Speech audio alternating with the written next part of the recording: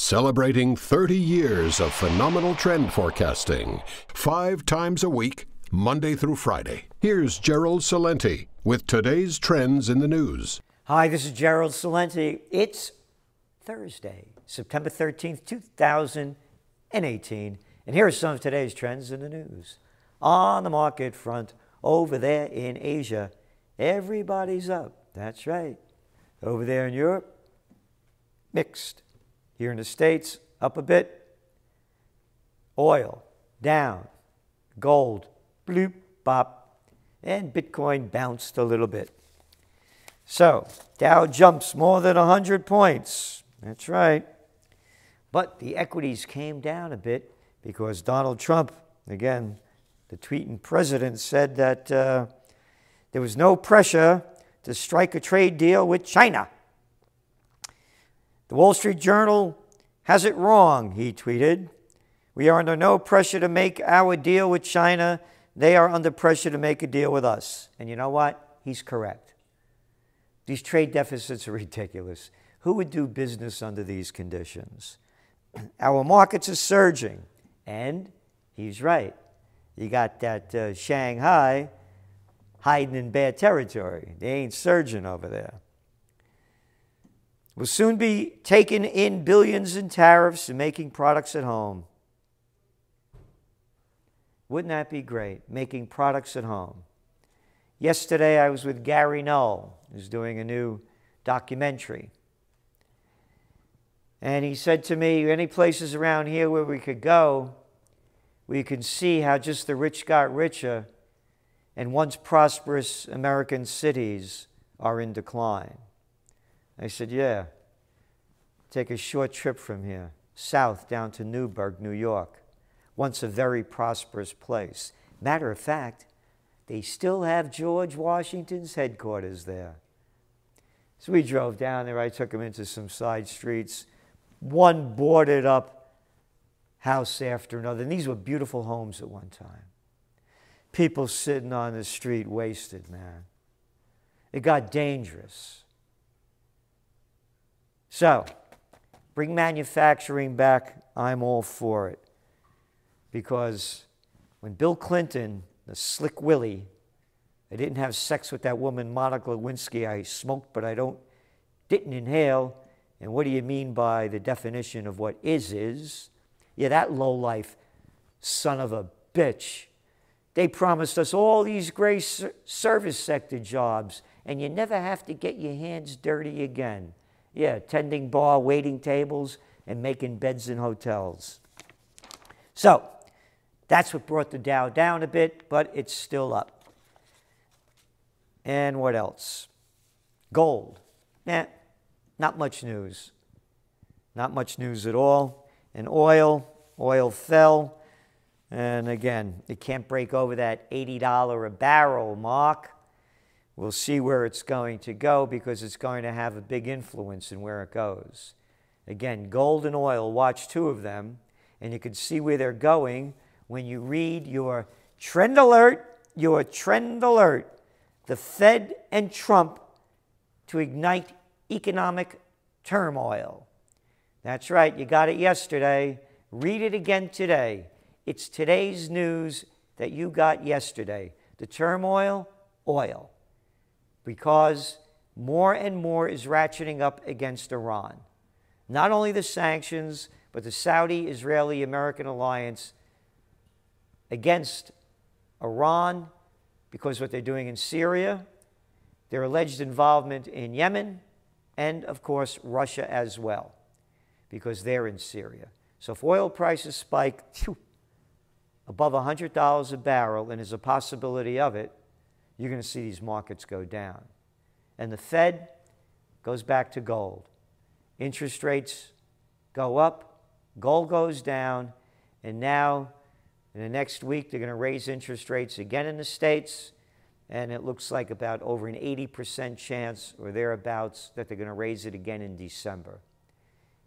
Again, go back to your trend alert. You'll look at all the implications, and there are many of them when rates rise. New study came out. Things are going great here in the States. Median household income rose 1.8% in 2017. Yet, oh yeah, 1.8%. You know why? Not because people got paid more, because they're working more hours. Isn't that great? But that's the way it is in Slavelandia. Get to work for your multinational plantation owner, keep on working, and he'll throw you a couple of more pennies. Renesas Electronics to buy rival chipmaker IDT for $7 billion.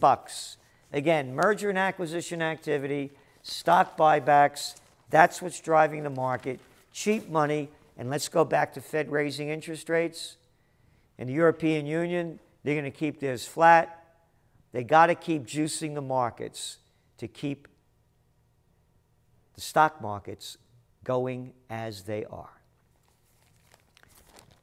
Pharma chief defends 400% price rise as part of moral requirement to cash in. Nostrum Laboratories last month more than quadrupled the price of a bottle of nitrofurantoin, whatever it was, from $474 to $2,392. And they did it in response to Casper, a competitor, increasing the price of its product to $2,800. So the CEO said, quote, Nirmal Mulye, M-U-L-Y-E, the Nostrum CEO. I think it's a moral requirement to make money when you can, to sell the product for the highest price. That has become morality. And it's perfect because there is no morality. The United States bombs and destroys and murders millions based on lies, and they call it morality when they rob every penny that you can to build corporate profits.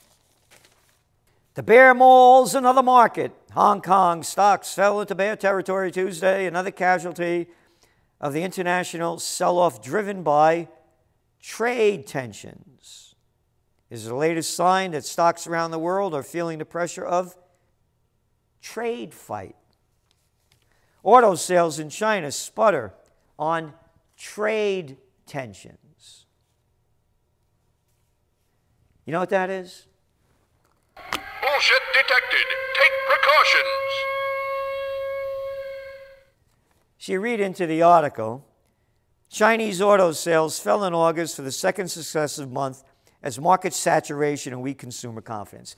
Not weak consumer confidence. The Chinese economy is slowing down. People don't have the dough to buy cars. Do you think most people give a good damn about the trade issues? This is total propaganda that they keep pushing out. If Trump was in office, oh, they would all be applauding bringing back jobs to America, folks, as he folked us when he lied that he said he was going to do it and revisit NAFTA. One piece of propaganda after another. Here, Asian gambling stocks are taking a hit. Asian gambling stocks have slumped in recent weeks thanks to worries about Chinese growth and spending by high-rolling VIP customers. Gambling stocks have slumped around the world in recent weeks, fueled by concerns about growth slowdowns. All right? Nothing to do with worrying about what's going to happen with the trade. When you give people money, they spend it. This is stupid propaganda, and that's why you subscribe to the Trends Journal, because we don't feed you with cheap. Oh, come on now. That ain't even bullshit. That's horse shit. You got it. Prostitute horse shit. They get paid to put out by their corporate johns and their Washington homemasters. Race, creed, color, gender, doesn't matter. They all put out for very little. What else do we have here? How the U.S. government misleads the public in Afghanistan. Wow, what a surprise. I'm shocked. Can't believe it? Refuse to believe it. Again, the war going on for how long? 17 years, and nothing to show for it other than stealing our money to give it to the military-industrial complex, these contractors, and slaughtering people who've done nothing to us. Huge casualties reported as Taliban escalates attacks across North Afghanistan.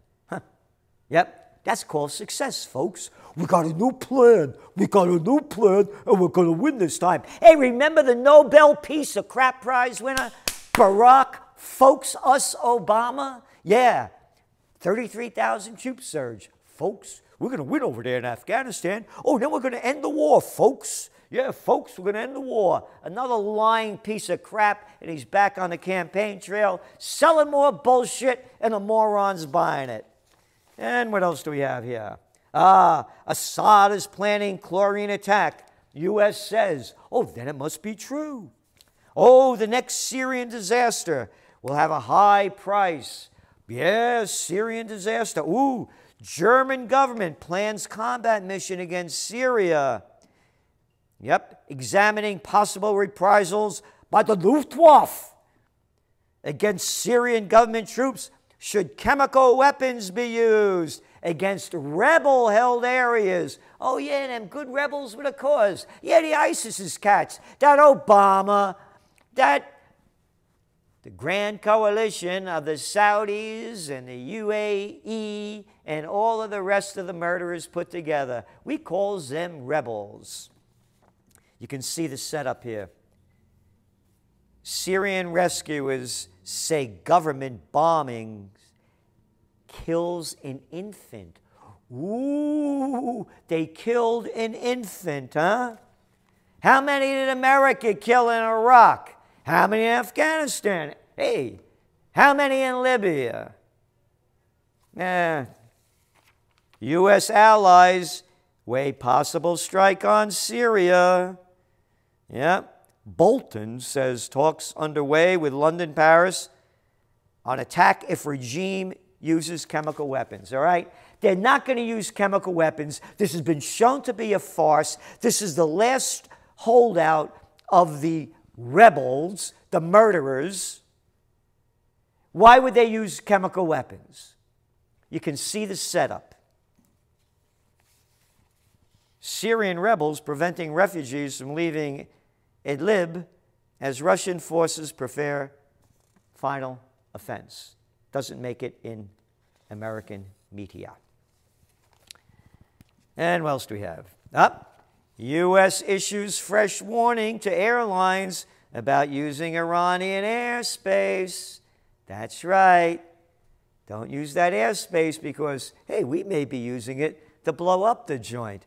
This could be something to watch for when you see this kind of thing. Civilians keep dying in Yemen, but U.S. says Saudis are doing enough. Dun, da, da, da. A special report required by Congress Secretary of State Mike Pompeo said that the two Gulf nations were doing enough to address widespread concerns about coalition airstrikes in Yemen. Isn't that something? Slaughter them in Yemen, it's okay. It's okay. But hey, somebody else do the slaughtering, that's not right.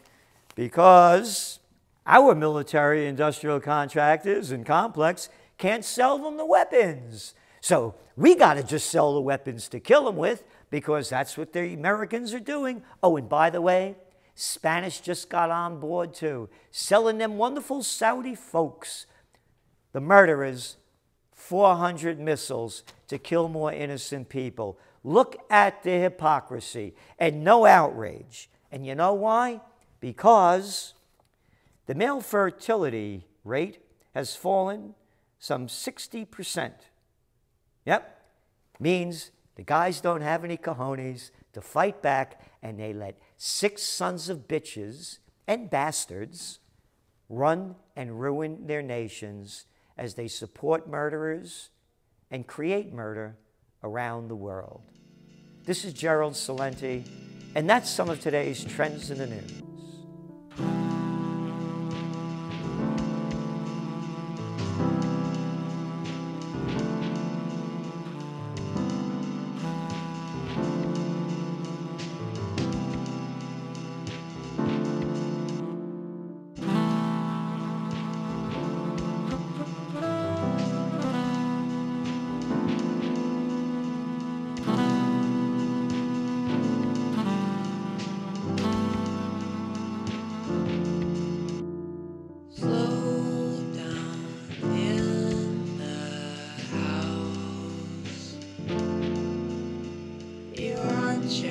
So great.